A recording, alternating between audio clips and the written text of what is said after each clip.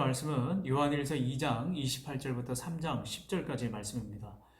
요한일서의 가장 중요한 주제는 바로 예수 그리스도가 어떤 분이신가, 누구이신가를 드러내고 있습니다. 예수 그리스도, 그분은 하나님의 독생하신 아들이십니다. 그분은 인간의 육신을 입고 이 땅에 내려오셨고 완벽한 인성과 또한 하나님의 그 자체로 완벽한 신성으로 이 땅에 내려오신 분이십니다. 그분을 통해서 우리는 하나님과 원수되었던 그 죄의 문제를 해결해 주셨습니다. 뿐만 아니라 그로 말미암아 우리는 하나님의 자녀가 되었고 영원한 생명, 영생을 하나님의 약속으로 또 보장받게 되었습니다. 그리고 이후로 예수 그리스도께서 다시 오실 그 재림의 때에 반드시 우리는 하나님을 영접하고 주님을 영접하고 오늘 말씀에 나타난 대로 소망 되신 주님을 참 모습대로 인식하게 될 거라고 요한은 말을 하고 있습니다. 그리고 또 하나 요한일서에서 중요하게 다루는 주제가 있는데요. 바로 그것은 형제 사랑에 관한 것입니다. 예수님을 믿고 고백하고 또 그분을 영접하는 사람, 바로 이 빛의 자녀, 빛에 거하는 사람은 반드시 하나님의 말씀, 주님의 계명을 지키는 사람이라고 이야기하고 있습니다.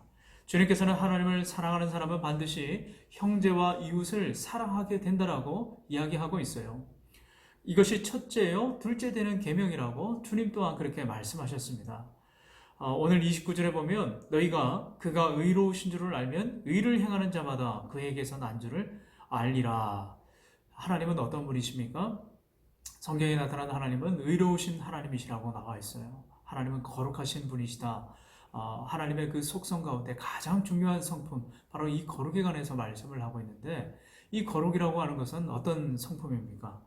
홀로 그냥 가만히 계시는 것이 아니라 하나님은 당신의 그 사랑하는 자녀들이 아파하고 고통 가운데 신음하고 홀로 외로이 있을 때마다 하나님은 자비와 긍휼의 손길을 펴주시는 분이시라고 하는 거죠.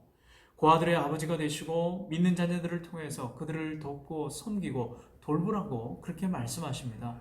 이것이 하나님의 가지고 있는 그 거룩과 긍휼과 사랑이 많으신 인자가 풍성한 하나님의 성품이라고 할 수가 있습니다.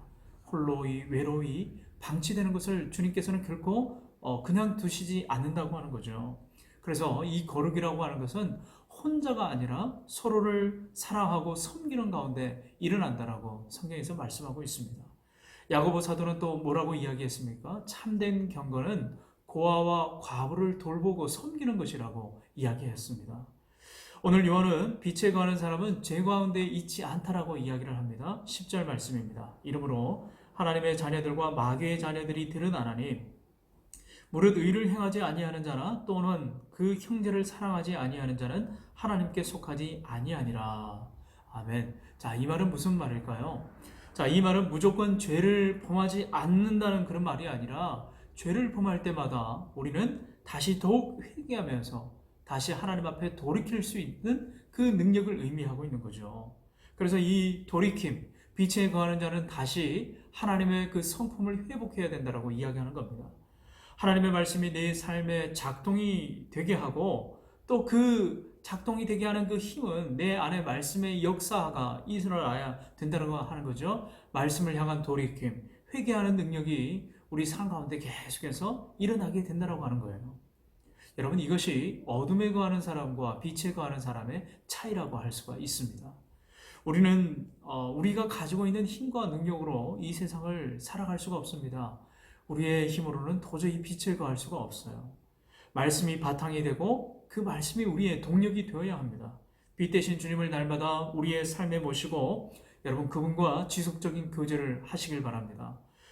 그분이 내 삶의 주인으로 모시길 바랍니다. 그분이 날마다 우리의 삶에 내주하셔서 말씀으로 우리를 훈육하시고 양육하시고 우리의 그 길을 인도하시는 그 주님이 되게 하려면 날마다 말씀 가운데 머물러야 한다는 겁니다.